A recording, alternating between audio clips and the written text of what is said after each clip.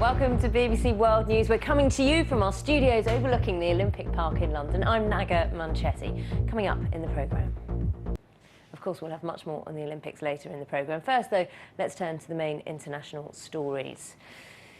Let's begin with the deteriorating situation in Syria. There are reports that the head of the UN observer mission came under attack this weekend by government forces, and Syria's most senior diplomat to London has now resigned, saying that he could no longer support the Assad regime's violent and oppressive actions. Now to go to my colleague Juliet Foster. Now she's got all the latest. We are obviously coming to you from the BBC studios overlooking the Olympic Park. Plenty more Olympics news as well coming up in the programme.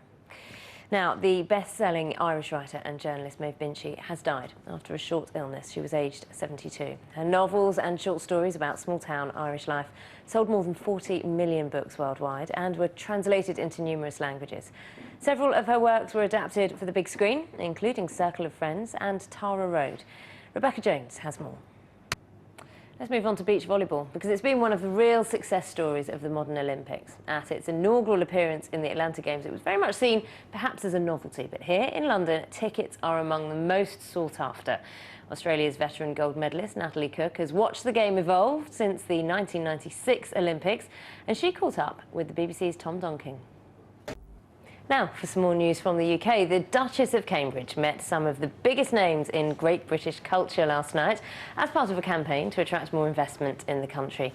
The event at the Royal Academy of Arts in London was aimed at cashing in on the country's popularity years after the Queen's Diamond Jubilee and the Olympic Games have finished. Fiona Trott has more.